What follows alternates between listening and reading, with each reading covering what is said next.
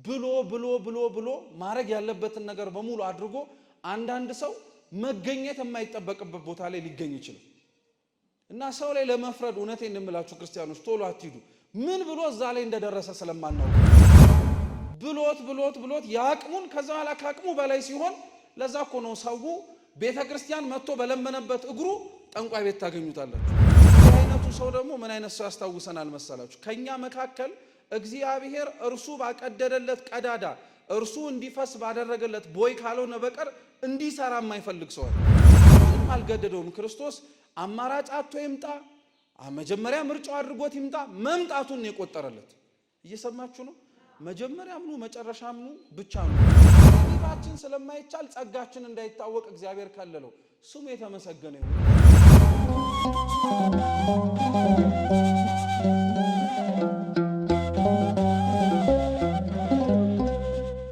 በስመ አብ ወወልድ ወመንፈስ ቅዱስ አሐዱ አምላክ አሜን። ክርስቶስ ተንሥአ እሙታን አሰሮ ለሰይጣን ሰላም ኮነ።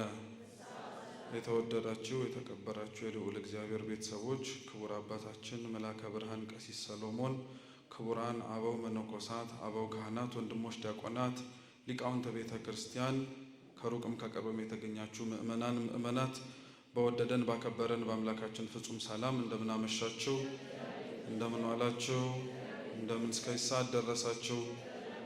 አሜን። ቸርነቱን ምሕረቱን ይቅርታውን በእድሜያችን ላይ ጨምሮ ለዚህ ያደረሰን የአባቶቻችን አምላክ ልዑል እግዚአብሔር ስሙ የተመሰገነ ይሁን። አምላካችን ቅዱስ እግዚአብሔር ቢወድ ቢፈቅድ ከዚህ ሰዓት በኋላ ባለን ደቂቃ ሕያውና ዘላለማዊ የሆነውን የአምላካችንን ቅዱስ ቃል እንማራለን። ለዛሬ የምንማማርበት የትምህርታችን ርዕስ የሚሆነው የሙታንን መነሳት ተስፋ እናደርጋለን በሚል በጸሎተ ሃይማኖት አንድ አረፍተ ነገር እንማራለን። እስኪ የሙታንን መነሳት በሉ። ተስፋ እናደርጋለን። እስኪ ድገሙት። የሙታንን መነሳት ተስፋ እናደርጋለን። ሶስተኛ ድገሙት። የሙታንን መነሳት ምን እናደርጋለን? ጸሎተ ሃይማኖት ላይ ያለ የምንጸልየው ጸሎት ነው። በዚህ ሐሳብ መነሻነት እንማራለን። አምላካችን ቅዱስ እግዚአብሔር በጉባኤያችን መሃል ተገኝቶ የራቀውን አቅርቦ የረቀቀውንም አጉልቶ ምስጢርን፣ ጥበብን፣ ዕውቀትን፣ ማስተዋልን እንዲገልጥልን የእርሱ ቅዱስ ፈቃድ ይሁንልን። ጸሎተ ሃይማኖት እንግዲህ ሁላችሁም እንደምታውቁት የዘውትር ጸሎት ላይ አባታችን ሆይ ብለን ከጨረስን በኋላ የምንጸልየው ጸሎት ነው። በስም ደረጃ ጸሎተ ሃይማኖት ተብሎ ይጠራ እንጂ ጸሎተ ሃይማኖት ከጸሎትነትም ወይም ጸሎት ነው ተብሎ ከመጠራት ባለፈ ብዙ ትርጉም አለው ጸሎቱ። ለመጀመሪያ እንኳን ብንነሳ አንደኛ የሃይማኖት ጸሎት ነው። እስኪ የሃይማኖት ጸሎት በሉ። አንድ ሰው ለምሳሌ በዕለት ተዕለት ከሌሎች ሰዎችም ጋርም ሆነ በእምነት ከሚመስሉት ሰዎችም ጋር ከሚጠየቃቸው የተለመዱ ጥያቄዎች መካከል አንዱ ምንድነው? የምታምነው እምነት ምንድነው?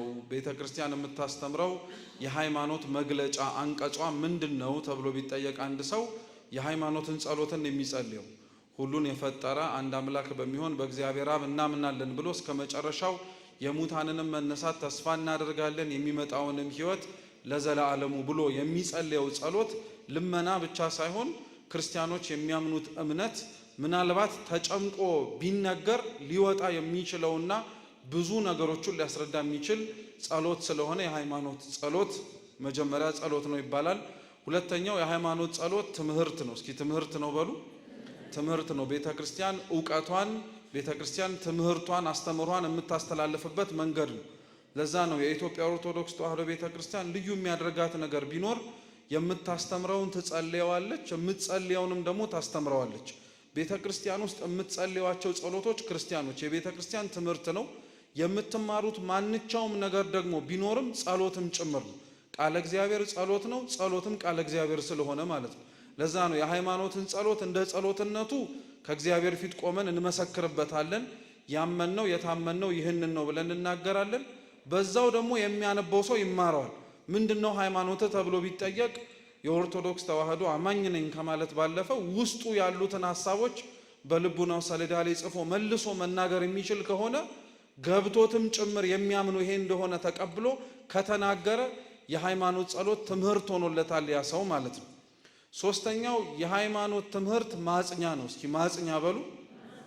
የጸሎተ ሃይማኖት ታሪክ እንግዲህ ከብዙ በጥቂቱ በጣም ባጭሩ ለማስቀመጥ በቤተ ክርስቲያናችን ውስጥ በተለያዩ ዘመናት ለተነሱ የክህደት ወይንም ደግሞ የተሳሳቱ ትምህርቶች ሊቃውንት አባቶቻችን ያስተማሯቸው ትምህርቶችና የሰጧቸው መልሶች ናቸው። 3 የዓለም አቀፋዊ ጉባኤያት አሉ። ቤተ ክርስቲያን በዓለም አቀፍ ደረጃ የምትቀበላቸው ማለት ነው። የኒቂያ፣ የቁስጥንጥንያና የኤፌሶን ጉባኤያት ይባላሉ። እኒህ ጉባኤያት ላይ የቤተ ክርስቲያን አስተምህሮን በማይመስል መልኩ ያቀረቡ የተለያዩ ከሃዲያን ነበሩ ወይም መናፍቃን ነበሩ። ቤተ ክርስቲያን እኒህን መናፍቃን በተለያየ መንገድ አስተናግዳቸዋለች። የመጀመሪያው እንደ ስህተት ትምህርትነቱ እንዳስተማሩት መክራ አስተምራ በተቻለው አቅም የሚያስተምሩት ትምህርት ልክ እንዳልሆነ አሳይታ ለመመለስ ሞክራለች። እየሰማችሁ ነው? ማንኛውም ሰው በቤተ ክርስቲያን ትምህርት ልዩ እንግዳ የሆነ ትምህርት ሲያመጣ ቀጥታ ይወገዝ አይባልም። ሲጀመር እንዲሁ ዝም ብለን ብናስበው ራሱ ጉባኤ ተሰብስቦ ባያወግዘው እንኳን የቅዱስ ጳውሎስ ቃል ያወግዘዋል። አንድን ሰው ከቤተ ክርስቲያን ውጪ ሌላ እንግዳ ትምህርት ማስተማር ከጀመረ ቅዱስ ጳውሎስ ለዛ ነው የገላትያ መልእክቱ ምዕራፍ 1 ቁጥር 8 ላይ ሲናገር ማንም እኛ ከሰበክንላችሁ ትምህርት ውጪ የሰማይ መላእክት እንኳን ወርደው ቢያስተምሯችሁ የተለየ ትምህርት ከሆነ የተወገዙ ይሁኑ ይላል። ምን ያረጉ ይሁኑ? አንድ ሰው ከቤተ ክርስቲያን አስተምህሮ ውጪ ማስተማር የጀመረ ቀን ከቤተ ክርስቲያን መለየት ለመጀመር ጎዳና ጀምሯል ማለት ነው። ስለዚህ ያን ሰው መጀመሪያ ቤተ ክርስቲያን የምታረገው ፍርድ ቤት አይደለችምና እንደ ሐኪም ቤትነቷ ለማስተማር፣ ለመምከር፣ ለመገሰጽ ነው የምትሞክረው። አንዳንዶቻችን ይህንን ባለመረዳት ነው በዘመናችንም ሆነ ትላንትና የነበሩ የክህደት ትምህርቶች ቶሎ ብለን ስንሰማ ለመፍረድ እንቸኩላለን። ለመፍረድ የምንቸኩል ሰዎች ለቤተ ክርስቲያን ቀናኢ ሆነን ነፍስ እንዳለን ክደው ያሉትም ሰዎችና የተጠራጠሩትም ሰዎች ነፍስ አላቸው የላቸው? ስለዚህ መጀመሪያ ስለ ነፍሳቸው ነው ቤተ ክርስቲያን የሚያስባት። ነፍሳቸው መመለስ እንዲችል አይምሯቸውም ታርቆላቸው ወደ ቀናው ጎዳና መምጣት እንዲችሉ መጀመሪያ ይማራሉ። ስተት እንደሆነ ይነገራቸዋል። ይህንን ሰምተው ተምረውም አድምጠውም የማያምኑና የማይመለሱ ከሆነ በቤተ ክርስቲያን አንድ የማይሰራ ብሂል አለ። እሱ ምንድነው? ጣት ገማ ተብሎ ተቆርጦ አይጣልም የሚባል ነገር የለም። ስለሌላው ሰውነት ጤናማነት ሲባል ተቆርጠው የሚጣሉ ሰዎች ሊኖሩ ይችላሉ። ተቆርጠው የሚጣሉት ግን ተጠልተው አይደለም፣ ለብቻቸው ሆነው ስህተታቸውን ማየት የሚችሉበትን ጊዜ ለመስጠት ነው። እየሰማችሁ ነው? ክህደት በነገራችን ላይ ሰው ላይ ሊያመጣው የሚችለው አንደኛው ውጤት እንዳልኳችሁ ተምሮ የማይመለስ ከሆነ መወገዝ ነው፣ መውጣት ነው። ወጥቶ የሚጣለው ግን ላይመለስ ከዚህ በኋላ ለመባረር አይደለም። ያለበት ቦታ ላይ ሆኖ ወደ ልቡ ነው ከተመለሰ የሰራው ስራና የተናገረው ትምህርት ከቤተ ክርስቲያን ውጪ እንደሆነ ካመነ ቤተ ክርስቲያን አሁንም የይቅርታ በሯን ከፍታ ነው የምትመለሰው። እየሰማችሁ ነው? ለዛ ነው አንዳንዶቻችን ሰዎች ወጥተው እንኳን ይቅርታ ጠይቀው ሲመለሱ እንደው ወንድ የሆነ ይጥፋ የምንል ሰዎች አሉ። እንደው አንዴ እንኳን ጨከን ብለው ቆርጠው ቢጥሉ እንላለን። እናንተ ነፍስ እንዳላችሁ ሌላውም ሰው ነፍስ አለው። እየሰማችሁ ነው? ለቤተ ክርስቲያን ያለንን ፍቅር በቃለ ጽርፈት ወይም በስድብ ለቤተ ክርስቲያን ያለንን ፍቅር በሰው ነፍስ ላይ በመጨከን የሚገለጥ ምንም አይነት ሃይማኖታዊ አስተምሮ ቤተ ክርስቲያን የላትም። እንኳን እኛ አሁን የሚበድሉትን ሰዎች ለመታገስ ይቅርና ክርስቶስ ራሱ አሳልፎ የሚሸጠውን ይሁዳ እስከ መጨረሻይቱ ሰዓት ድረስ ታግሶታል። ምን ቁም ነገር ሊያስተምረን ፈልጎ እንደነው ታውቃላችሁ?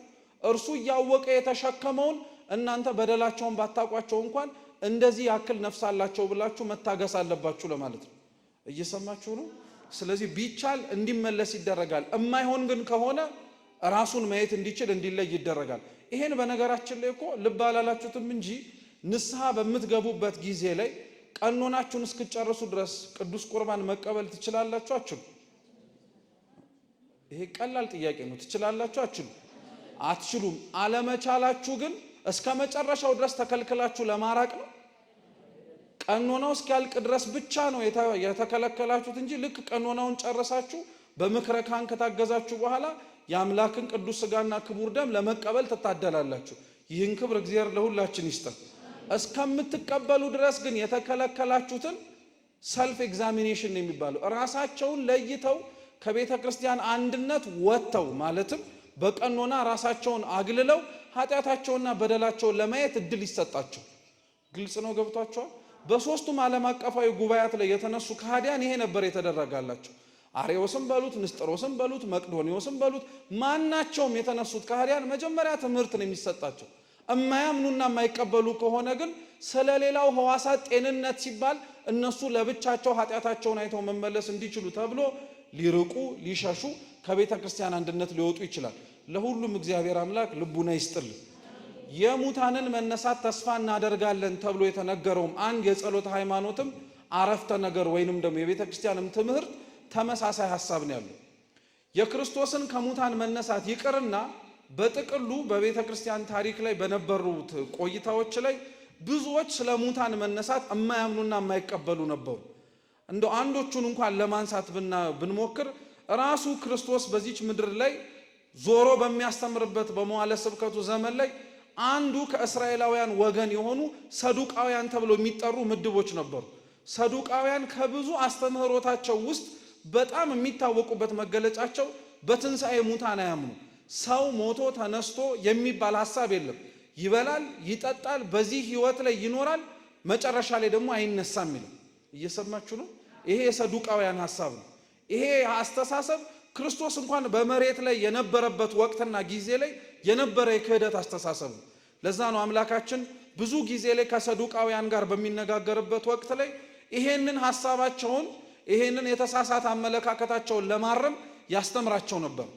ዛሬም ድረስ በነገራችን ላይ ቤተክርስቲያን ስለ ሙታን መነሳት የምታስተምረው ምናልባት ሰዱቃውያን አሁንም ድረስ ስላሉና ስለሌሉ አይደለም። አንዳንዶቻችን እንደ ሰዱቃውያን አይነት አመለካከት ስላለን ስማችን ክርስቲያን ይባል እንጂ እንደ ሰዱቃውያን ሰው ሞቶ ፈርሶ በስብሶ ይቀር ይመስል የሚኖር አኗኗር ያለ ከኛ መካከል ሰው አለ። መብላት፣ መጠጣት፣ መተኛት፣ መደሰት ስሜቱ ደስ ሊያሰኘው የሚችለውን ነገር ከማድረግ ባለፈ ምናልባት ስለ ነፍሱ የማያስብ የማይጨነቅ ካሰበና ከተጨነቀ ራሱ ምን አስጨነቀኝ ጊዜ አለኝ አይደለ እንዴ ብሎ ዛሬ ሊኖር የሚችለውን ህይወት ለነገ ቀጠሮ እያያዘ የሚኖር ሰው ነው ያለው። ስሙ ክርስቲያን ይባል እንጂ በነገራችን ላይ እንደዚህ አይነት ሰው ይሄ የምላችሁ ጠባይ ካለበት ሰዱቃዊ ነው። እየሰማችሁ ነው? ሰዱቃዊ ነው። የሙታንን መነሳት ተስፋ እናደርጋለን ብሎ ያመነ ሰው በሙሉ እምነቱ የሚረጋገጠው ሳይሞት በትንሣኤ መኖርና መለማመድ ሲችል እስክትሞቱ ድረስ እና ሞታችሁ እስከምትነሱ ድረስ የሙታንን ትንሣኤ እናምናለን እያለ አንድ ሰው መኖር አይችልም። ያኛው የማይቀር ትንሣኤ ነው። እየሰማችሁ ነው? የክርስቶስ ሁለተኛው መምጣቱ ወይም ዳግም ምጽአት ዳግም ትንሣኤ እየተባለ የሚጠራው ያኛው ትንሣኤ አይቀርም። እሱ አመንክም አላመንክም፣ በጽድቅም ተመላለስክ አልተመላለስክም፣ ካድከውም አመንከውም ዳግም ትንሣኤ አይቀርም። ችግሩ ስለ ዳግም ትንሣኤ መቅረትና መምጣት ግን ሳይሆን እንዴት ባለ መንገድ ተነስተን እንጠብቀው የሚለውን እንድናውቅ ነው። የሙታንን መነሳት ተስፋ እናደርጋለን እያለች ቤተክርስቲያን በየቀኑ ሞታችሁን እንደምታስቡት ሁሉ ተነስታችሁ ከፍርዱ ዙፋን ፊት እንደምትቆሙም አትርሱ ብላ የምትናገሩ። ክርስቶስ እንግዲህ ከሙታን መካከል ለመነሳት ስንተኛ ነው? የመጀመሪያ ነው አይደለም? ከሙታን መካከል ለመነሳት ጌታችን የመጀመሪያ አይደለም። በስልጣኑ ሞቶ ለመነሳት ነው ክርስቶስ የመጀመሪያ ይሆን። ምክንያቱም ራሱ ጌታችን ኢየሱስ ክርስቶስ በመሬት ላይ ያለ ሞተው የነበሩ ከሙታን መካከል ራሱ ያስነሳቸው የሞቱና የተነሱ ሰዎች አሉ። የክርስቶስ ትንሣኤ በጣም የሚለየው ለምን መሰላችሁ? ሌሎቹ መዋቲያን ወይም የሞቱት ሰዎች ሲሞቱ በራሳቸው ፈቃድ አይደለም፣ ሲነሱም በራሳቸው ፈቃድ አይደለም። ክርስቶስ ግን የሞተው በማን ፈቃድ ነው? ሲነሳስ በማን ፈቃድ ነው? በራሱ ፈቃድ ነው። እነዚህን ሶስት ክርስቶስ ከሙታን መካከል ያስነሳቸውን ሰዎች ታሪኮች በጣም በአጭሩ ነው ለመማር የምንሞክረው። አምላካችን በጉባኤያችን ተገኝቶ እንዲያስተምረን ቅዱስ ፈቃዱ ይሁንልን። የመጀመሪያው እንደ ቅዱስ ወንጌሉ ቅደም ተከተል አወራረድ እንጀምርና የቅዱስ ማርቆስ ወንጌል ምዕራፍ 5 ከቁጥር 21 ጀምሮ ያለ አንድ ታሪክ እናንሳስ። የማርቆስ ወንጌል በሉ ምዕራፍ 5 ቁጥር 21 እንዳትረሱት። ይሄ መጀመሪያው ነው። ታሪኩ የሚናገረው ኢያኢሮስ ስለሚባል አንድ የምኩራብ አለቃ ልጅ እንደታመመችበትና ያም የታመመም ሰው ያን ልጁ የታመመችበትም ኢያኢሮስ ወደ ክርስቶስ ሄዶ ፈውስልኝ ማለቱ ነው። ታሪኩን በተወሰነ መልኩ እያነሳ ነው እንለፍ። ትላልቅ ሰፋፊ ቁም ነገሮች ቢኖሩትም ቢያንስ በነጥብ የምንወስዳቸው ነገሮች ስለማይጠፉ እንግዲህ ኢያኢሮስ የምኩራብ አለቃ ነው። ምኩራብ ማለት የአይሁድ ቤተ ጸሎት ነው። አይሁድ ተሰብስበው የነቢያት መጽሐፍት የሚያነቡበት ልክ አሁን እኛ በተለምዶ እድር እቁብ ብለን በማህበረሰብ የምንሰበሰበው ነገር አለ አይደል? ምኩራብ ውስጥ ነው የሚሰበሰቡት አይሁድ እንደዛ እና በየሰንበቱ እየተገናኙ ስለ ነቢያት መጽሐፍት ሲነበብ እያደመጡ ይኖሩበት የነበረበት የአይሁድ ቤተ ጸሎት ምኩራብ ይባላል። ኢያኢሮስ የሚባለው ሰውዬ የአይሁድ የምኩራብ አለቃ ነው። የምን አለቃ አልኳችሁ? እንግዲህ አይሁድን ማንም ሰው እንደሚያውቀው ለክርስቶስ ያላቸው አመለካከት እንዴት ነው ተብሎ ቢጠየቅ ብዙም ያን ያክል መውጣት መውረድ አይጠበቅባችሁም። አይሁድ ክርስቶስን ምናልባት ዮሴፍ አርማቲያስ እና ኒቆዲሞስ ሆነው የገነዙት ካልሆኑ በቀር በጣም ትላልቅ በሆነ ደረጃ ላይ ሆነው አይሁድ ሆነው ክርስቶስን ለማመንም ሆነ ለመቀበል ቆሞ ለመነጋገርም አይፈልጉም። ምክንያቱም ብዙ ነገራቸውን አስቀርቶባቸዋል። አምላካችን በዚች ምድር ላይ ሲራመድ ጥቅማቸውን አስቀርቶባቸዋል። ህዝቡን እየበዘበዙ ያሰቃዩት ነበረ። ህዝቡን ያለ እረኛ ጠባይ ወይንም ደግሞ ያለ እረኛ ጠባቂነት መገለጫዎች በጣም አድርገው በጎቹን ያማርሩበት ነበር። ብሎ መጨረሻ ላይ አልሆን ሲል ነው ለአይሁድ ይሰጣቸው የነበረውን አክብረው ቢገኙ ኖሮ ያካፍላቸው የነበረውን የሱን ክህነት እነሱን ተዋቸውና ክፋታቸውን አይቶ ለ12ቱ ላልተማሩትም ለተማሩትም ለመረጣቸው ደቀ መዛሙርት ሰጣቸው። ምን ልላችሁ ፈልጌ መሰላችሁ? ኢያኢሮስ እንደ አይሁድ የምኩራብ አለቃነቱ ክርስቶስ ጋር ሄደ ስላችሁ እንደቀላል እንዳታዩት። ምክንያቱም እንደ አይሁድ አለቃነቱ እርሱ ወደ ክርስቶስ የሄደው የመጀመሪያ አማራጩ ስለሆነ ሳይሆን የመጨረሻ አማራጩ ስለሆነ ነው። ወደ ክርስቶስ በመሄዱ እንደ ምኩራብ አለቃነቱ ተውትና አይሁድ በመሆኑ ብቻ ዋጋ ይከፍል ነበር። ታስታውሳላችሁ? የመጨረሻ ላይ እናነሳታለን። ማርታና ማርያም የአልዓዛር እህቶች ማለት ነው። ክርስቶስ አምላካችን ወንድማቸው አልዓዛር እንደሞተ ሰምቶ ሲመጣ ማርታ መጀመሪያ እየሮጠች ሄዳ ከክርስቶስ እግር ስር ወድቃ ወንድማችን አንተ ከኛ ጋር ብትሆን ኖሮ ባልሞተ ነበር አለች። እየሰማችሁ ነው? ክርስቶስ የሰጣትን መልስ ሰጣትና እርሱ ገና ወደ ቤት ሳይገባ እሷ እየሮጠች ሄደችና እህቷ ማርያም ጆሮ ጋር ጠጋ ብላ መምህሩ ይፈልግሻል መጥቷል አለቻት። ልብ ብላችሁ ስሙ። ለምን ማንሾካሾክ አስፈልጋት ብላችሁ ጠይቃችሁ ታውቃላችሁ? ለምን ታንሾካሾካለች? ምን ችግር አለ? ሐዘን ሊደርስ እኮ ነው የመጣው ክርስቶስ። እንዲያውም ከፍ ያለ ወንድማቸውን ሊያስነሳ ነው። ምን ችግር አለ ጌታ መጥቷል ብላ ብትናገር? ማርታ አንሾካሽኳ ለማርያም የነገረቻት የአልዓዛርን ለቅሶ ምክንያት አድርገው የነበሩ ብዙ አይሁድ ስለነበሩ ጮክ ብላ ክርስቶስ መጣ ብላ ብትናገር እንዴት ከሱ ጋር አብላችሁ ላችሁ ታድራላችሁ ተብላ ዋጋ እንዳከፍል። እየሰማችሁ ነው? ስለዚህ ኢያኢሮስም ተነስቶ ሄደ ስላችሁ እንደቀላል እንዳትመለከቱት። በጣም የመጨረሻ አማራጩ ላይ ስለደረሰ ነው። አሁን ይሄ የሚገባው ምን አይነት ሰው መሰላችሁ? ብሎ ማድረግ ያለበትን ነገር በሙሉ አድርጎ አንዳንድ ሰው መገኘት የማይጠበቅበት ቦታ ላይ ሊገኝ ይችላል። እና ሰው ላይ ለመፍረድ እውነቴን እንምላችሁ ክርስቲያኖች ቶሎ አትሂዱ። ምን ብሎ እዛ ላይ እንደደረሰ ስለማናውቅ ብሎት ያቅሙን ከዛ በኋላ ካቅሙ በላይ ሲሆን ለዛ እኮ ነው ሰው ቤተ ክርስቲያን መጥቶ በለመነበት እግሩ ጠንቋይ ቤት ታገኙታላችሁ። እዚህ ቤተ መቅደስ ቆሞ በጸለየበት እግሩ ዓለም ላይ መገኘት የማይጠበቅበት ቦታ ላይ ቆሞ ታገኙታላችሁ። አንዳንዱ ሰው ወዶ አይደለም አማራጭ ስላጣ ነው። ኢያኢሮስ አማራጭ ስላጣ የመጨረሻ ተስፋ የነበረው ክርስቶስ ነው። ሄደና ምን አለው መሰላችሁ? ልጄ በጠና ስለታመመችብኝ እባክህ አብረኸኝናና እጅህን ጫንባት ትድናለች አለ። እስኪ እጅህን ጫንባት በሉ። ትድናለች። አንድ አያርገውና ልጃችሁ ኦር የሆነ ቤተሰባችሁ አካል ታመመ ልበላችሁ፣ አያርገውና ይዛችሁት ሐኪም ቤት ሄዳችሁ ሐኪም ቤት አስቀምጣችሁት ለሐኪሙ የምትሉት እባክህ ታሟል አድነው ነው፣ እባክህ መርፌ ውጋውና አድነው ነው የምትሉት። መድኃኒት የማዘዝም ሆነ የማሳዘዝ መብት የላችሁም እናንተ። ብቻ ለሐኪሙ ሄዳችሁ ምን አርግ ብቻ ነው ማለት የምትችሉት። እንዴትም ያድርገው ብቻ ልጁ ወይም የታመመው ሰው ምን ማድረጉ እንደምትፈልጉት። አዎ ኢያኢሮስን አያችሁት? ልጁ እንደታመመችበት ያውቃል። ክርስቶስ ሊያድናት እንደሚችልም ያው በማመን ተስፋ አድርጎን የመጣው ግን እንዲያድናት ሲፈልግ ምንህን ጫንባታል። እንዲህ አይነቱ ሰው ደግሞ ምን አይነት ሰው ያስታውሰናል መሰላችሁ? ከኛ መካከል እግዚአብሔር እርሱ ባቀደደለት ቀዳዳ እርሱ እንዲፈስ ባደረገለት ቦይ ካልሆነ በቀር እንዲሰራ የማይፈልግ ሰው አለ። ሲያድነውም እሱ በፈለገበት መንገድ። ምሳሌ ልስጣችሁ። ጸበል ትጸበላላችሁ አይደል? የድህነት ጸበል ጧት እየመጣችሁ ወይም በምንችልበት ጊዜ ላይ እና ጸበል ስትገቡ እንደው አደረሃን አምላኬ እንዳታስጮኝ ካስጮከኝም እንደው በስውር አውጣው ምናምን ብላችሁ አታውቁ? መዳንም ትፈልጋላችሁ ደግሞ በዛው ልክ ደግሞ ምን ማድረግም አትፈልጉም፣ መዋረድም አትፈልጉም። ምክንያቱም ስትወጡ አንተ ሰው መስለህን እኮ የሚልም ትችት ስላለ ማለት ነው። እየሰማችሁ ነው? የኢያኢሮስ ተመሳሳይ ጠባይ ነው። ልጁ እንድትድንለትም ይፈልጋል፣ ደግሞ እንድትድንበት የሚያስፈልገውን መንገድ ይጠቁማል። እግዚአብሔር ብቻ ካለብን ደዌ ሁሉ እንደምንም አድርጎ ያድነን። ዋናው እኛ መዳን መቻላችን ነው። ከፈለገ በእምነቱም ያድነን፣ በጸበሉም ያድነን፣ በድንጋዩም ተዳብሰን ያድነን። አረ ምን አለፋችሁ ድንጋዩንም ይሄንን ብረቱንም ተደባብሰን ያድነን። ብቻ ጤናን ይስጥ። የሥጋ ብቻ አይደለም የምላችሁ የነፍስም ጭምር። ስለዚህ እጅህን ጫንባትና አድናት እባክህ።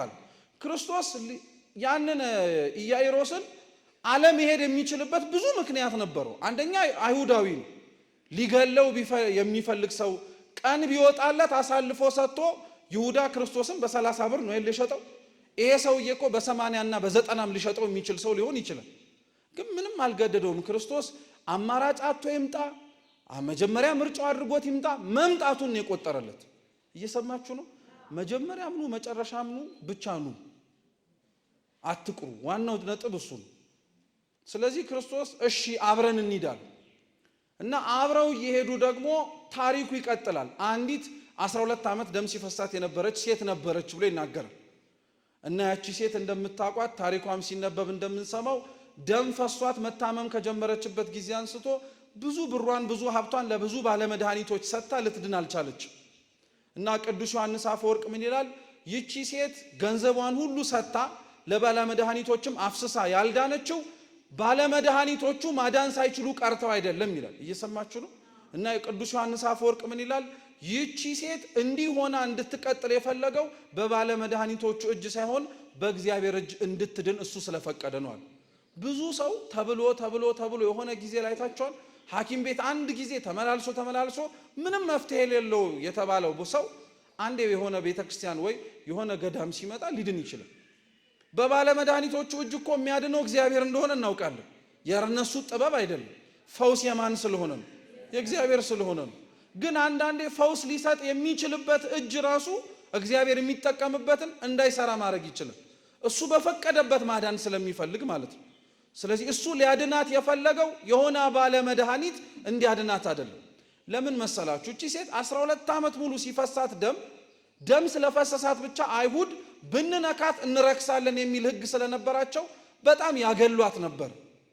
እንግዲህ አስቡት እንደው በጭንቅላታችሁ እቺን ሴት ሐኪም ቢያድናት ኖሮ ብላችሁ አስቡት። ሐኪሙ ራሱ ያሳርፋት ነበር?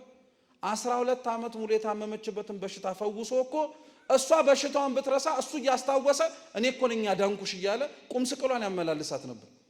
እግዚአብሔር አስቡት እያንዳንዳችንን ያዳነንን በሽታ እያስታወሰ እንዲህ እኮ ታማድኛለሁ ቢለን ኖሮ እንሳቀቅ ነበር እኮ። በሐኪም እጅ ሊያድናት አልፈለገም። በቃ ሊያማት በሚችል ሊያወራባት በሚችል ሰራውላት ብሎ ረፍት ሊነሳት በሚችል ሰው ሊያድናት አልፈለገም። ስለዚህ ወደዛ ወደ ታመመው ወደ ኢያኢሮስ ልጅ እየሄደ እግረ መንገዷን ያቺ ሴት የልብሱን ጫፍ ብነካ እድናለሁ ብላ አሰበች። እየተጋፋች ሄደች። እሷም በነፍሷን የፈረደችው እንዳልኳችሁ ይጸየፏታል። ቢነኳት ረከስን ይላሉ። ከወገሩኝም ይውገሩኝ ከመቱኝም ይምቱኝ ብቻ ቀሚሱን ብነካ ምን አረጋለሁ አለች፣ እድናለሁ አለች። ሄዳ ቀሚሱን ነካችው። የደሟ ምንጭ ቀጣለላት። ልብ ብላችሁ ስሙ። ክርስቶስ እቺን ሴት ያዳናት ለማዳን ወጥቶ አይደለም። እቺን ሴት የፈወሳት እሷን ለመፈወስ ብሎ አይደለም። እሱ ለማዳን እየሄደ ያለው ታሟል ተብሎ የተነገረውን የኢያኢሮስን ልጅ እግረ መንገዱን ያልያትን አንዲትን ነፍስ ነው።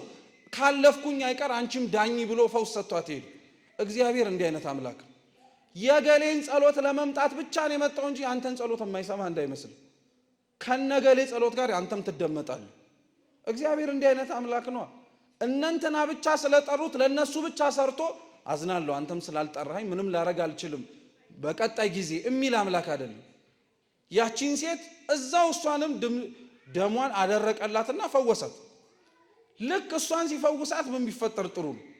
ከዛ ከኢያኢሮስ ቤት ሰዎች እየሮጡ መጡና መምህሩን አታድክመው በቃ ልጅቱ ሞታለች አሉ። እየሰማችሁ ነው? ምን አይነት ንግግር ውስጡ ያለው መሰላችሁ? እሷን ሳታድናት ቶሎ ብለህ መንገድን አፋጥነህ ብትመጣ ኖሮ ታማ በነበረችበት ጊዜ ብትደርስ ምን ታረጋታለህ እንደማለት ታድናት ነበር። አሁን ግን እዛ እንንተናን ላድን ብለህ ስትቆም እናዝናለን፣ ልጅቷ ሞተች አታድክመው። እና ኢያኢሮስ የተሰማውን ሐዘን ክርስቶስ ስለሚያውቅ አብሮት ሞታለች እያሉት ወደ ቤት ሄደ። ወደ ቤቱ ሲቀርብ ሰው ሁሉ ተሰብስቦ እንደዚህ እያለቀሰ ቤተዘመድ በሙሉ እያነባ ነው። ክርስቶስ ምንም አላላቸውም። የሚያለቅሱትን ሰዎች ቤተሰቦች እና ደቀ መዛሙርት የሆኑትን ያዕቆብን ዮሐንስንና ጴጥሮስን እነሱን ወደ ቤቱ አስገባ። ሌላውን ሰው በሙሉ ውጧል። እና ምን አላቸው? እቺ ልጅ እኮ ተኝታለች እንጂ አልሞተችም አላቸው። አሁን እናንተ መልሼ ልጠይቃችሁ፣ ቤታችሁ አሁን ከቤት ስትሄዱ ከዚህ ማለት ነው ገብታችሁ ትተኛላችኋል። አንድ ሰው ከእናንተ ቀድሞ ቤታችሁ የሆነ ሰው ቢተኛ ተኛ ብላችሁ ታለቅሳላችሁ እንዴ? ታስቡበታላችሁ እንዴ? ለተኛ ሁሉ ስናለቅስ አንገኝ። የተኛ ምን ማረጉ ስለማይቀር ሞት ማለት እንቅልፍ ነው። የሚቀሰቀስበትን ጊዜ አላወቅነውም እንጂ ተኝታለች እንጂ አልሞተችም አለቻቸው። እና ቤተሰቦቿ እንደዛ ሲያለቅሱ የነበሩት በአንድ ቅጽበት ተገለበጡና በሳቅ ሞቱ። ሳቁበት ሁሉም ክርስቶስ ላይ። እነሱ ከሚስቁት ጋር አብሮ ከመሳቅ ይልቅ የሞተቿን ያችን ትንሽዬ ልጅ ሊያድን ስለፈለገ ወደ አልጋው አቀረበና ጣሊታ ጣሊታ ተነሽ አላት። ወዲያውኑ ያቺ ልጅ ቀጥ ብላ ተነሳች። ጌታ ምን ብሎ ተናገረ? የምትበላዋን አምጡላታል። ያስነሳት በምትሃት ሳይሆን በእውነት እንደሆነ እንዲታወቅ ነው። ይሄንን ማጽኛ ሌላ ነገር ልንገራችሁ። ክርስቶስ በጉባኤ ለትንሳኤ ማለት ነው ለደቀ መዛሙርቱ ተገልጦ የታያቸው 3 ጊዜ ነው። ስንት ጊዜ በሉ እንጂ? የመጀመሪያው ትንሳኤ ነው። ሁለተኛው ዳግም ትንሳኤ ነው። ሶስተኛው በጥብርያዶስ ባህር ዳርቻ ለደቀ መዛሙርቱ አሳ ሲያጠምዱ ታይቷቸዋል። እና ታሪኩን ብቻ ለማሳጠር አሳ ያጠምዱት የነበሩትን ደቀ መዛሙርቱን እርሱ ጌታ እንደሆነ አውቀው ሲመጡ ከወጡበት ከባህር ዳርቻ በቅርብ ርቀት ላይ ምግብ ተዘጋጅቶ ነበር እና ክርስቶስ አብሯቸው በልቷል። ምን አርጓቸው በልቷል? አብሯቸው የበላው መብላት አስፈልጎት አይደለም፣ የተነሳው በእውነት እንጂ በምትሃት እንዳልሆነ ጠንቅቀው እንዲያውቁት። ያቺንም ልጅ ሲያስነሳት እንዲሁ ለማስመሰል እንዲሁ ምትሃት አድርጎ እንደ አስማት ወይንም ደግሞ ክፉ እንደሆነ እንደ ሰይጣን ስራ ይሄው ተነሳች ብሎ እሱ ሲወጣ እንደምትሞት ለማድረግ ሳይሆን የእውነት እንዳስነሳት እንዲያውቁ የምትበላውን ምን አርጉላታል? አዎ የዚህች ልጅ ታሪክ በነገራችን ላይ የሁላችንም ታሪክ ነው። እንዴት መሰላችሁ? ጣሊታ ትንሽዬ ልጅ ናት። ትንሽዬ ልጅ ናት። ቤቷ ውስጥ ነው የሞተችው። ለክርስቲያኖች ቤታችን ቤተ ክርስቲያን ነው። ትንሽዬ ማለት ገና ከኛ መካከል በምግባርም በሃይማኖት ሳይጸኑ ገና ክርስትና እምነቱን ሲጀምሩ የሞቱ ሰዎች አሉ። እንዴት አርገው ልትሉ መቼም አትችሉም። አንዳንዶች ባለማወቅ የሞቱ አሉ፣ የሚጠቅም መስሏቸው የማይጠቅመውን ሲያሳድዱ። ሌሎች ግን እኛ የገደልናቸው ይበዛሉ። ሁላችንም በነገራችን ላይ ይህን ልብ ብላችሁ እንድትሰሙኝ ይፈልጋሉ። ብዙ ቤተ ክርስቲያን ውስጥ ማደግ እየቻለ ያላሳደግነው ሰው አለ። እንዴት? ለምሳሌ አንድ ሱሰኛ የሆነ ሰው፣ ጠጪ የሆነ ሰው፣ አጫሽ ቃሚ የሆነ ዓለም ላይ የሚኖር ሰው ነው ልበላችሁ። መጣ ታሪኩን ለመለወጥ መጀመሪያ የሚያደርገው ነገር ቢኖር ጸበል መጸበል ነው። ጸበል ይጠጣል። ምን ይላል አይደል? እየሰማችሁ ነው? ጸበል ይጠጣል። ምን ይላል? ያንን ታዩታላችሁ። ከጎበዝ በርታ ምናምን ማለታችሁ አይቀርም የዛን ጊዜ።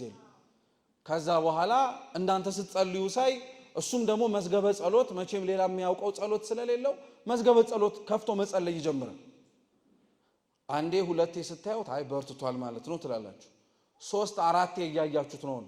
የሆነ ጊዜ ላይ ፈልጋችሁት እሱን ሰውዬ እንዲያግዛችሁ አይቀርታ ጸሎት ላይ ነኝ ብላችሁ ምንድን የምትሉት?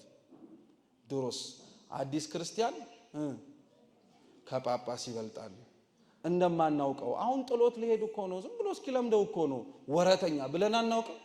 እንዲህ ብለን የገደልነው ስንት ነፍስ አለ። እግዚአብሔር ይቅር ይበለን። ብዙ ነፍስ አጥፍተናል። እንዲህ አድርገን ማደግ እየቻሉ ገና ህፃናት ሆነው ቤተክርስቲያን ውስጥ የገደልናቸው ማለት እንደዚህ ናቸው። መስማት እየፈለጉ ሲመጡ አረ ጉባኤውን አበዛኸው። መጸለይ ፈልገው ሲመጡ ቦታ አጣህ፣ እዚህ ነው የምትገኘው። መዝሙር ሲያደምጡ እናውቃለን እኮ ከአንድ ከ3 መዝሙር በኋላ 14 ዘፈን እንደምትሰማ እኮ እናውቃለን እያልን የገደልነው ሰው የለም። እንዲህ አይነት ጠባይ ያለብን ሰዎች አሉ። ጣሊታን የገደላት ሞት ሊሆን ይችላል። እኛ የገደልናቸው ሰዎች ግን አሉ እንደዚህ። እነዚህን ሰዎች ክርስቶስ አይገርማችሁም ታዲያ? እኛው ራሳችን ገለናቸው። ቤት የተባለ ቤተክርስቲያን ውስጥ ሞተው ህይወት የሚሰጥበት ቦታ ላይ እነሱ ህይወት አጥተው የሚመላለሱ ናቸው። አብዛኞቻችን በነገራችን ላይ በአኗኗራችን እንዳትረሱት የሚገባው ጥቅስ ምን መሰላችሁ? ማንም የቆመ ቢመስለው አብዛኞቻችን ወድቀናል። የቆምን መስሎን ነው እንጂ ቤተክርስቲያን ውስጥ የቆምን መስሎናል እንጂ ተፍገምግመናል አብዛኞቻችን። አኗኗራችን ያንን ስለሚያሳየን እና ተስፋ ቆርጠናል። ራሱ አንዳንዶቻችን ቤተክርስቲያን ውስጥ የተገኘ ነው ሌላ ምንም ልንገኝበት የምንችልበት ቦታ የሚቀበለን አጣን። ብንለው ያኛውን ማለም አስቸገረ። እዚህም መተን ደግሞ ምንም ለውጡን ማየትም አቃተን። ክርስቲያኖች በመንፈሳዊ ህይወታችሁ እግዚአብሔር ያላችሁን ለውጥ የማያሳያችሁ ትቢታችን ስለማይቻል። አሁን የጸለያችሁት ጸሎት አያርገውና ክንፍ ያስወጣ ቢሆን ኖሮ ማን ተቀምጣችሁ እኛን ትሰሙ ነበር? በራችሁ አይደል እንደምትሄዱት? እንዲሁም ሲያልቅ እኮ በረን የምንወጣው እኮ ወዲያው። ክንፍ ቢኖረንም ቀስ እንድንታይ ትቢታችን ስለማይቻል ጸጋችን እንዳይታወቅ እግዚአብሔር ከለለው። ስሙ የተመሰገነ ይሁን። እውነት ስለሚያውቀን ነው አመላችንን እንዲሁ ያደረገ። አብዛኞቻችን ግን ይህን ስላልተረዳን ቤት ውስጥ የሞትን ሰዎች አሉ።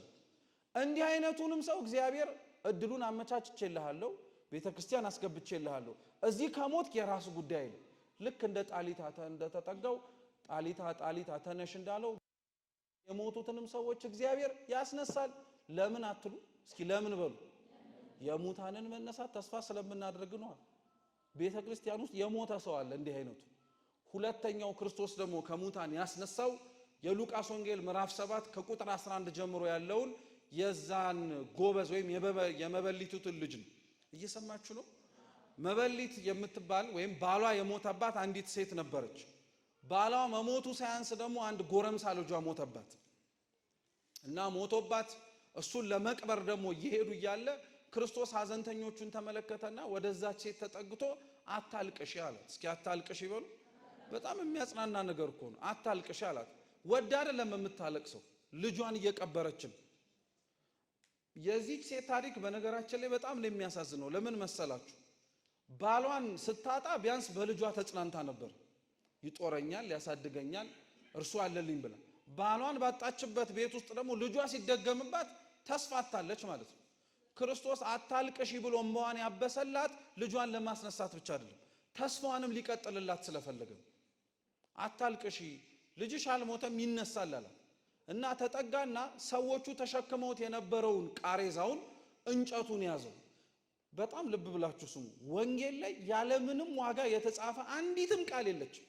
አንዲትም ቃል ተጠግቶ ጣሊታን እንዳስነሳው አንቺ ተነሺ ብሎ እንደተናገረው ክርስቶስ ከሩቅ ሆኖ እንጨቱን ሳይዝ ማስነሳት ይችላል አይችልም? ለምን ቃሬዛውን ነካው ታዲያ? ቃሬዛውን በእጆቹ ነክቶ ነው ከዛ በኋላ አንተ ጎበዝ ተነስ ያለው። ያ ጎበዝ ተነሳ። ጭብጡ ምን መሰላችሁ? ቅዱስ ቄርሎስ ዘእስክንድርያ ይህንን ቃል ሲተረጉም ምን ይላል መሰላችሁ?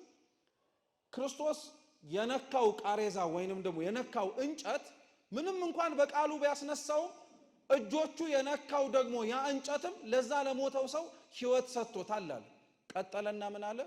ክርስቶስ የነካው እንጨት ለዛ ሞት ሕይወት ከሰጠው ስጋው ያረፈበት ደሙ የፈሰሰበት መስቀልማ እንዴት ሕይወት አይሰጠንም አለ። ቀጠለና አሁንም የሚያቆም መሰላችሁ? አሁንም ቀጠለና ምን አለ? ክርስቶስ የተሰቀለበት እንጨት ቢሸከም ስጋውን ለ3 ሰዓት ነው። 9 ወር ከማህፀኗ ደግሞ ያስቀመጠችው እመቤታችንማ እንዴት አድርጋ ብዙ ድንቅ ነገሮችን በሱ አታደርግም ማለት። እየሰማችሁ ነው? የሷ ድንቅ ነገር ማድረግ ምንም አይግረማችሁ። በነገራችን ተራ የሆኑ ነገሮች ላይ ስለእመቤታችን ጊዜ አታባክኑ። እየሰማችሁ ነው? አሁን ተአምር አረገች አላረገች እንዲሆነች ለእመቤታችን ተአምርም ብርቁ አይደለም ክርስቲያኖች። እየሰማችሁ ነው? እሷ ራሷ ተአምር ናት። ተውት ሌላ የምታረገውን ነገር። እሷ ራሷ ተአምር ናት። ምልክት እኮ ናት። ታውቃላችሁ? ትንቢተ ኢሳይያስ ምዕራፍ 7 ቁጥር 14 ላይ ልብ ብለን አናስተውለውም እንጂ እኮ ወንድ ልጅ ይሰጠናል ብሎ የተናገረውን የነብዩን ትንቢት ላይ ድንግል በድንግልና ጸንሳ በድንግልና ተወልዳለች፣ ስሙንም ማን ትለዋለች? ትርጓሜውም ማን ከኛ ጋር ሆነ ማለት ነው። ይሄን ቃል ከፍ ብላችሁ ሲጀምር ምን እንደሚል ታውቃላችሁ? እነሆ ዘመኑ በደረሰም ጊዜ ራሱ እግዚአብሔር ምልክት ይሰጣቸዋል ብሎ ነው የሚጀምረው። እስኪ ምልክት ይሰጣቸዋል በሉ። ምልክት ማለት እኮ በግዕዝ ተአምር ማለት ነው። እሷ ናት እውነተኛይቱ ተአምር። እሷ የምታረገው ሌላው ነገር ችግር የለውም። እሷ ራሷ ተአምር ናት፣ እመቤታችን ማለት ነው። እዚህ መሬት ላይ መራመዷ ተአምር ነው። ሰው ሆና እንደ መላእክት ከንጽህና በላይ መኖር የምችል። ስለዚህ ያን ሰው ያስነሳውን እንጨት የነካውን ክርስቶስን ስታስቡት መስቀሉ ትዝ ይበላችሁ። ያ ክርስቶስ ነክቶት ሬሳውን የቀሰቀሰበትን ቃሬዛውን ስታስታውሱ ያረፈበት የእናቱ ማህፀን ትዝ ይበላችሁ። በመስቀሉ ላይ ክርስቶስ ስጋውን ቆርሶ ደሙን አፍስሶ ለዓለሙ ሕይወት ሰጠ። በእናቱ ማህፀን ላይ አድሮ ተወልዶ በዚች መሬት ላይ ተመላለሰ። ከሁለቱም እግዚአብሔር አምላክ ቃሉን አልነሳቸው። በመስቀሉም በቃሉ እንድናለን፣ በእመቤታችንም ደግሞ ከሷ በሚወጣውም ቃል ፈውስን እናገኛለን። ይሄን እናምናለን። ወደ ሙቱ ግን ስመልሳችሁ ያ ሙት ልክ እንደ ጣሊታ የኛ ታሪክ ነው። አሁን በመጀመሪያ የሞተችው ትንሽዬ ልጅ ናት አልኳችሁ። የሞተችውን ቤት ውስጥ ነው። ይሄ ጎበዝ ግን ሞቶ ከቤቱ በቃሬዛ ተሸክመው እያወጡት ሊቀበር መንገድ ላይ ነው። እየሰማችሁ ነው። አንዳንድ ሰው ቤተ ክርስቲያን ውስጥ ኖሮ ብሎት ምንም ለውጥ ላያይ ይችላል። ብዙ ዓመታትን እኮ አስቆጥሮ ሊሆን ይችላል። ምንም ጠብ ቢል ነገር ግን የሚያየው ለውጥ የለም ራሱ ህይወቱ ላይ። እና እንደዚህ አይነት ሰው ተስፋ ይቆርጥና መውጣት ይጀምራል ከቤተ ክርስቲያን። ያ ጎበዝ ማለት እንደዚህ አይነት ሰዎች ናቸው። ቤተ ክርስቲያን ውስጥ እንዲህ ከመሆን አንደኛዬን ውጪ ቦታ አይሻለኝም ያለንን ሰዎች የለን። እዚህም ኃጢአት ከምሰራ ውጭ ወጥቼ እኮ በበድል አንደኛዬን ይሻለኛል እንላለን። እንዳይመስላችሁ እዚሁ ሁኑ። ቢያንስ እንኳን ውጭ ላይ ኃጢአት ሰርታችሁ ወደ ቤት ስትገቡ እንዲያው ኃጢአተኛ ነው የምትሆኑት። ቤተ ክርስቲያን ግን ከነ ኃጢአታችሁ መታችሁ ብትቀመጡ ጻድቅ አድርጎ ነው እግዚአብሔር ለውጦ የሚያወጣችሁ ቦታው ስለሚለይ። እየሰማችሁ ነው። ስለዚህ ያ ጎበዝ ተስፋ ቆርጦ የወጣ ሰው ነው። ከቤተ ክርስቲያን ተስፋ ቆርጦ ከመውጣት ይሰውራችሁ። አሁን ብዙ ሰው ተስፋ የቆረጠበት ዘመን ላይ ነው። በብዙ ተወጠራ። በዚህም የሚሰማው ደና ነገር አይደለም፣ በዛም የሚሰማው ሐሜት ነው፣ በዚህም የሚሰማው የጥላቻ ንግግር ነው ስለ ቤተ ክርስቲያን። እና እንዴ ቆይ እኔ ተቀምጬ እዚህ የምሰደበው ምን ፋይዳ አለብኝ ብሎ ስንቱ ነጠላውን ጣለ እኮ በዚህች ወቅት ብቻ። ስንቱ ከቤተ ክርስቲያን ኮብልሎ ወጣ። እንዳይመስላችሁ ክርስቲያኖች እዚሁ ቁጭ በሉ። ለጥቂት ጊዜ ነው ማዕበሉ፣ ከዛ በኋላ ጸጥ ይላል። አሁንም ጌታ እስኪመጣ ድረስ ነው ይሁሉ መሆን ግድ ስለሆነበት ነው። እየሰማችሁ ነው። ስለዚህ ያ ጎበዝ ጌታችን ኢየሱስ ክርስቶስ ያስነሳው ከቤተ ክርስቲያን ሞትኩኝ ብሎ የወጡትን ሰዎች ምሳሌ። ያንን ጎበዝ ሲያስነሳው እንዲሁ ከማስነሳት ባለፈ ለእናቱ ትልቅ ነገር አድርጎላታል። ተስፋዋን ነው መልሶ የሰጣት። ስንት እናት እኮ ልጇ ቆሞ የራመድ እንጂ እኮ የሞተባታል። ብትለው ምንም ለውጥ ያጣችበት ቤተ ክርስቲያን መጥቶ ተለውጦ መጥቶ እናቱ ጋር ሲሄድ እኮ ያገኘችው ልጇን ብቻ አይደለም፣ ተስፋዋን እኮ ህልሟን እኮ ነው ያገኘችው መልሰ። ያቺን እናት እግዚአብሔር አምላክ እንዲጎበኛት እግዚአብሔር ሁላችንን ይጎብኝን። ያንን ጎበዝ እንዳስነሳ ሁሉ የሙታንን መነሳት ተስፋ እናደርጋለን ስንል ከቤተ ክርስቲያን ተስፋ ቆርጠው ወደ ዓለም አንዴና ለመጨረሻ ጊዜ ለመሞት መንገድ ላይ ያኮበኮቡ ያሉትንም ሰዎች እግዚአብሔር አስነስቶ ወደ ቤተ ክርስቲያን ይመልሳቸዋል። አዎ ለዛ ነው የሙታንን መነሳት ምን የምናረገው ተስፋ እናረጋለን። ሶስተኛው እና የመጨረሻው ክርስቶስ ካስነሳቸው ብዙ ሙታን ግን አስነስቷል ተብሎ ታሪኩ በደንብ በስፋት የተቀመጠልን ደግሞ የዮሐንስ ወንጌል ምዕራፍ 11 ላይ ያለው የአልዓዛር ታሪክ ነው። ይህንን አይተን እንጨርሳለን። አምላካችን ከሁላችን ጋር ይሁን። አልዓዛር ከነዚህ ከሁለቱ ሙታን ይለያል። ጣሊታን ክርስቶስ ያስነሳት ስለሚያውቃት አይደለም። ያንን ጎበዝ ተነስ ብሎ ለእናቱ ከሙት መካከል አንስቶም የሰጣት ስለሚያውቃት አይደለም። አልዓዛርንም በነገራችን ላይ ያስነሳው ስለሚያውቁ አይደለም። ክርስቶስ ሰዎችን ካሉበት ከኃጢአት አልጋ ላይና ከችግሮቻቸው መልስ ለመስጠት በጣም ትውውቅ የሚፈልግ አምላክ እንዳይመስላችሁ። ለምን እንደሆነ ታውቃላችሁ? እኛ የምናውቀው ሰዎች ስለሆንን ነው በሰማይ ፀሐይ የሚያወጣልን። እኛ በጣም የተረዳነው ሰዎች ስለሆንን ነው ቤተክርስቲያኑ ላይ በደንብ አድርጎ ዝናብ የሚጥለው። እንደኛ ያውቁታል ተብሎ እንደውም ይረሳዋል እንዴ? እግዚአብሔር አምላክ አያዳላም በእንዲህ አይነት ነገሩ ላይ። የአልዓዛር ግን ልዩ የሚያደርገው ምን መሰላችሁ? አልዓዛርና ቤተሰቡ ጋር ክርስቶስ ድሮውንም ጀምሮ ቀረቤታ ነበረው። ብዙ ጊዜ ላይ ወደ ኢየሩሳሌም ሲገባ የነሱ ቤት ማረፊያው ነበር። ስለዚህ አልዓዛር ሳይሞትም ያውቀዋል፣ አርፎም ያውቀዋል፣ ሲጫወት ያውቀዋል፣ ሲስቅ ያውቀዋል፣ ሲቀልድ ያውቀዋል፣ ቁም ነገር ይዞ ሲማርም ያውቀዋል። አልዓዛርን በደንብ አድርጎ ክርስቶስ ያውቀዋል፣ ወዳጁ ስለሆነ ማለት ነው። ስለዚህ ክርስቶስ መጀመሪያ አልዓዛር በጠና ታሞ በነበረበት ጊዜ ላይ መልእክተኞችን እህቶቹ ላኩበት። የምትወደው ታሟል ና አሉት። እስኪ የምትወደው ታሟል በሉ። ጸሎት ነው በነገራችን ላይ። አሁን ከናንተ ከቤታችሁ መካከል የሆነ ሰው ቢታመም ቤተክርስቲያን መታችሁ ጸሎት ማድረግ ባትችሉ ማለት ነው መታችሁ ጌታ ሆይ የምትወደው ታሟል በሉ። በቃ አለቀ። ይገባዋል።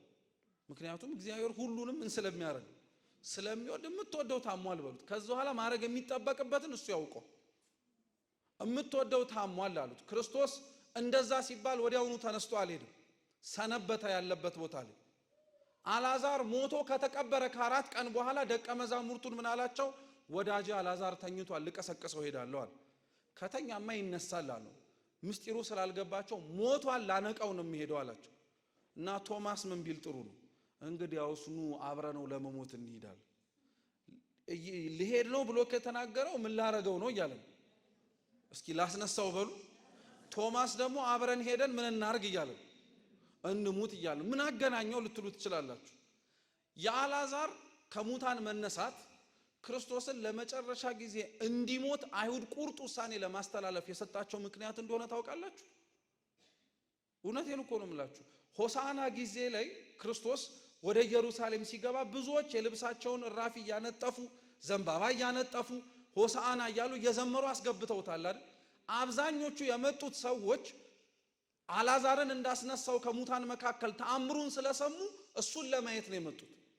ያ ሁላ ህዝብ ሲሰበሰብ አልነበረ? አይሁድ ልባቸው ላይ ያለው ቅናት ፈንቅሎ ወጣና ይሄ ሁሉ ህዝብ ተከተለው፣ ካልሞተ በቀር አናርፍም ብለው ቁርጥ ማሰብ የጀመሩት ያኔ ነው። የአልዓዛር መነሳት ለክርስቶስ መሞት ምክንያት ሆኖታል። እየሰማችሁ ነው? ዛሬ ክርስቶስ እኮ ተነስቶ እንድንኖር ህይወት የሰጠን ሰዎች ደግሞ መልሰን እየገደል ነው እንደሆነ ታውቃላችሁ። በጣም ዋጋ ያስከፍል ነው። ስለዚህ ጌታችን ኢየሱስ ክርስቶስ እንዲህ ሲሉት አብሮ ከደቀ መዛሙርቱ ጋር ሄደ።